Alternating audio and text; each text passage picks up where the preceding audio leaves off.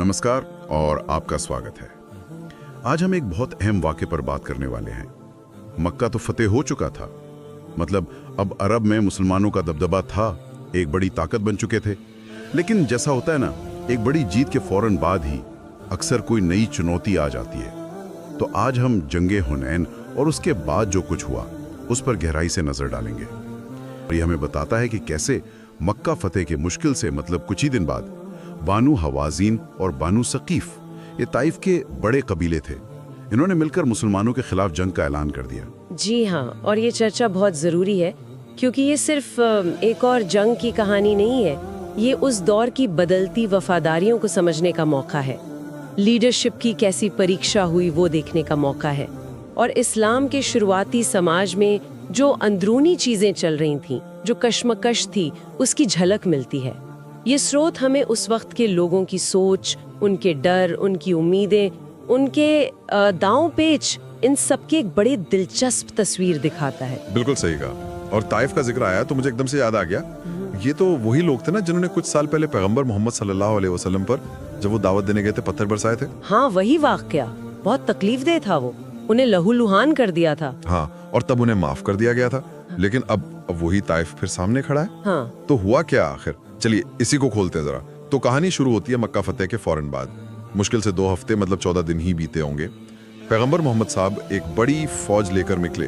अंदाजा है कि करीब 12,000 लोग थे। 12,000, ये तो बहुत बड़ी तादाद थी उस वक्त के हिसाब से। हाँ, बहुत बड़ी। और रुकता हुनैन के तरफ। ये मक्का और ताइफ के पीछे घाटी है। लेकिन ये फौज ये पहले जैसी नहीं थी, मतलब बद्र या उहुद वाली बात नहीं थी। इसमें ज्यादातर वो लोग थे जो मक्का में अभी अभी मुसलमान हुए थे। अच्छा, तो मतलब तजुर्बे की कमी थी? हाँ, तजुर्बे की कमी तो थी, और शायद वो जज्बा भी, वो पुरानी वाली रूह, वो अभी पूरी तरह नहीं आई थी। बल्कि स्रोत में एक जिक्र आता है कि एक अजीब सी मांग भी कर दी कुछ नए लोगों ने। अरे हाँ, वो पेड़ वाला वाकया, वो काफी दिलचस्प है। वो दिखाता है कि उस वक्त माहौल कैसा था। जानकारी ये है कि कुछ नए मुसलमान पैगंबर सल्लल्लाहु अलैहि वसल्लम से कहने लगे कि हमारे लिए भी एक खास पेड़ बना दीजिए, जैसे वो कुछ मुशरिक कबीलों में होता था, जहाँ वो हथियार वगैरह लटकाते थे, पवित्र मानते थे उसको। अच्छा, और पैगंबर सल्लल्लाहु अलैहि वसल्लम ने क्या कहा? उन्होंने फौरन मना कर दिया। कहा ये पुरानी जाहिलियत है, नादानी है। ये दिखाता है कि नई सोच के साथ पुरानी रस्में कैसे चिपकी रहती है, वक्त लगता है बदलने में। और एक और मसला था, शायद इससे भी बड़ा। फौज की तादाद देखकर 12,000 लोग, कुछ लोगों में गुरूर सा आ गया। हाँ, ये अक्सर हो जाता है। खासकर नए लोगों में। उन्हें लगा बस अब तो हम ही हम हैं, जीत पक्की है, कौन हराएगा हमें। ये तो खतरनाक सोच थी। बिल्कुल, ये अल्लाह पर भरोसे के बजाय अपनी गिनती पर भरोसा करने जैसा था। और पैगंबर सल्लल्लाहु अलैहि वसल्लम इस बात से खुश नहीं थे। हाँ, ये नुक्ता बहुत अहम है। ये सिर्फ गिनती का मामला नहीं था, ये मानसिकता का था। और ये गुमान जो था ना, ये आगे चलकर महंगा पड़ने वाला था। दूसरी तरफ दुश्मन खेमे में भी कुछ अजीब चल रहा था। ताइफ का सरदार था मलिक इब्न औफ। उसकी रणनीति तो और भी अनोखी थी। क्या किया उसने? उसने हुक्म दिया कि फौज के साथ उनके बीवी बच्चे और सारे मवेशी, भेड़ बकरियां सब जंग के मैदान में ले आओ। क्या बीवी बच्चे जंग के मैदान में? इसका क्या मतलब? हाँ, सुनने में अजीब लगता है, पर मलिक का सोचना ये था कि जब सिपाही देखेगा कि उसका परिवार, उसका माल सब सामने है, तो वो मैदान छोड़कर भागने की सोचेगा भी नहीं। अच्छा, मतलब इमोशनल प्रेशर। बिल्कुल, अपनी इज्जत और माल के लिए आखिरी दम तक लड़ेगा।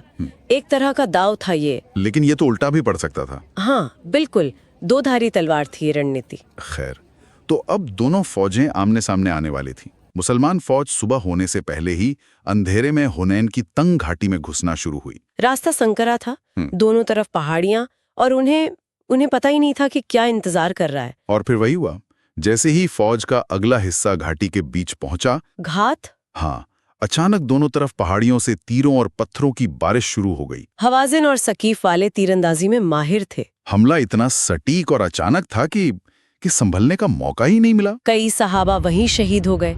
आगे बढ़ना मुश्किल, पीछे हटना मुश्किल, सब फंस गए। इस हमले से तो पूरी फौज में खलबली मच गई होगी। खलबली क्या, भगदड़ मच गई।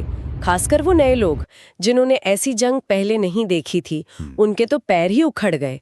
12,000 की फौज, उसका बड़ा हिस्सा पीछे मुड़कर भागा मक्का की तरफ। बाप रे। मंजर ऐसा था कि लगा बस खत्म, ये जंग तो हार गए, बुरी तरह हार गए। दुश्मन भी पहाड़ियों से उतरकर हमला करने लगा। ये तो बहुत बुरा हाल था, उहुद से भी ज्यादा शायद। लेकिन यहीं पर कहानी पलटती है। जब सब भाग रहे थे, पैगंबर मोहम्मद सल्लल्लाहु अलैहि वसल्लम और उनके चंद साथी और चाचा हजरत अब्बास रजी अल्लाह ताला वो मैदान में डटे रहे। सोचिए जरा, पीछे नहीं हटे, बल्कि अपनी सवारी पर दुश्मन की तरफ बढ़ रहे थे। और उन्होंने वो नारा बुलंद किया, अना नबीयुन ला कज़िब, अना इब्नु अब्दुल मुत्तलिब। मैं नबी हूँ, ये झूठ नहीं, मैं अब्दुल मुत्तलिब का बेटा और पोता हूँ। ये सिर्फ नारा नहीं था, ये उस वक्त उनके यकीन और हौसले का ऐलान था। और फिर हजरत अब्बास रजी अल्लाह, उनकी आवाज़ बहुत बुलंद थी। पैगंबर सल्लल्लाहु अलैहि वसल्लम ने उनसे कहा कि पुकारो लोगों को। तो उन्होंने पूरी ताकत से आवाज़ लगाई, भागते हुए सिपाहियों को पुकारा, जी, ए अंसार वालों, ए पेड़ के नीचे बैत करने वालों, कहाँ जा रहे हो अल्लाह के रसूल को छोड़कर? इस आवाज ने तो जैसे जादू कर दिया होगा ना। बिल्कुल, जैसे किसी ने झंझोड़ दिया हो। भागते हुए लोगों के कानों में जब ये आवाज पड़ी, उन्हें अपनी गलती का एहसास हुआ। उन्हें याद आया कि उन्होंने क्या वादा किया था।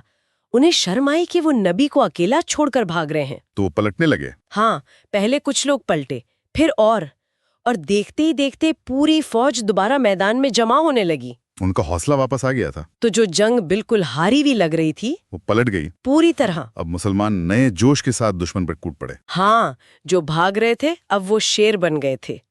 इस बार हवाज़िन और सकीफ वालों के पैर उखड़ गए। उन्हें यकीन ही नहीं आया कि ये क्या हो गया। अब वो भागने लगे। जी हाँ, कुछ अपने घरों की तरफ, कुछ औतास की तरफ और कुछ ताइफ के किले की तरफ। मुसलमानों ने पीछा किया और इस बार दुश्मन का भारी नुकसान हुआ और माले गनीमत वो तो बहुत ही ज्यादा मिला। कितना? स्रोतों के हिसाब से करीब 6,000 कैदी, 24,000 ऊंट, 40,000 से ज्यादा बकरियां और चांदी तो बेशुमार। तो मलिक इब्न औफ की वो चाल उल्टी पड़ गई। बिल्कुल, बीवी बच्चे माल सब कुछ हाथ से गया। इसके बाद फौज ताइफ पहुंच गई। हाँ, पीछा करते करते, क्योंकि दुश्मन का एक बड़ा हिस्सा वहीं भागा था। लेकिन ताइफ वाले भी कम नहीं थे। उन्होंने पहले से तैयारी कर रखी थी।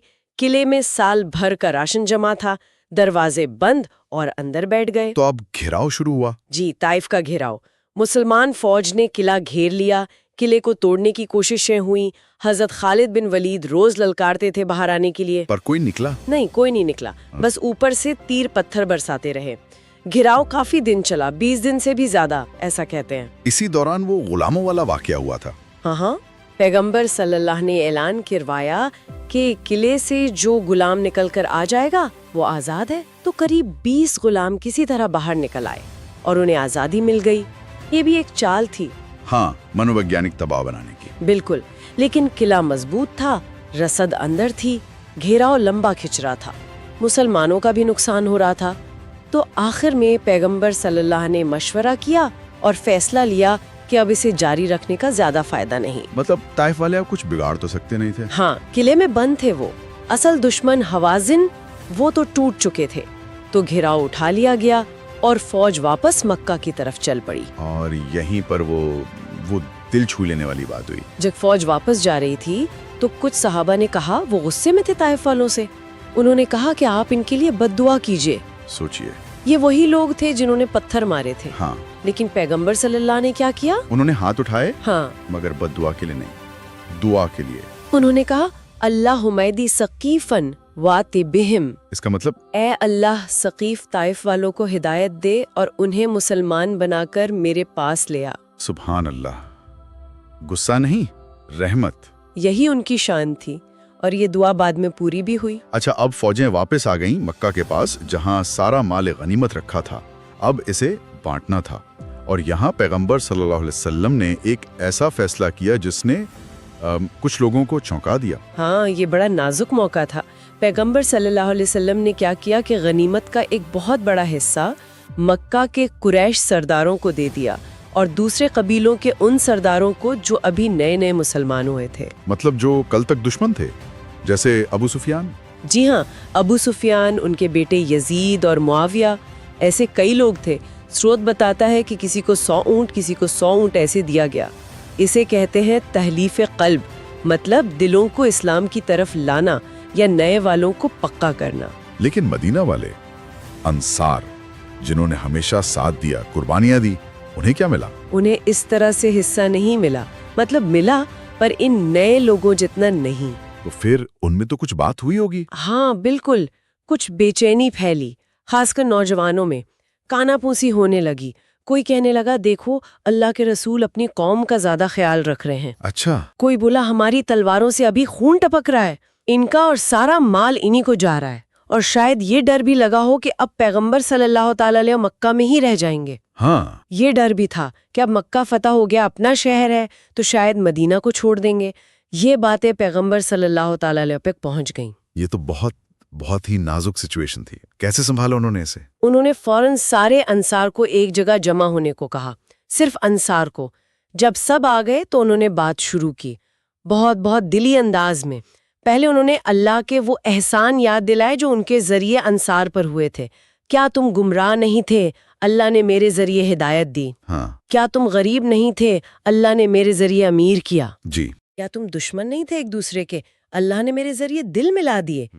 ہر سوال پہ انصار یہی کہتے، اللہ اور اس کے رسول کا احسان بہت زیادہ ہے۔ ماحول ایک دم بدل گیا ہوگا۔ بالکل۔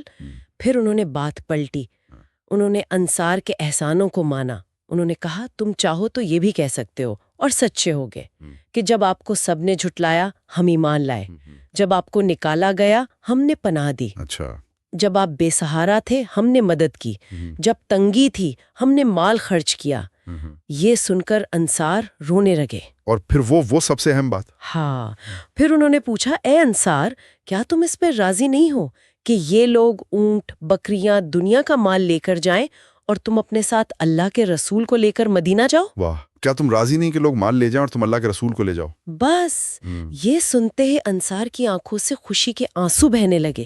وہ چیخ اٹھے، ہم راضی ہیں، ہم راضی ہیں۔ انہیں سمجھ آ گیا کہ انہیں کیا ملا ہے۔ بالکل، دنیا کی دولت ایک طرف اور اللہ کے رسول کا ان کے ساتھ ہونا ایک طرف۔ انہوں نے دنیا پہ اپنے نبی کو چنا۔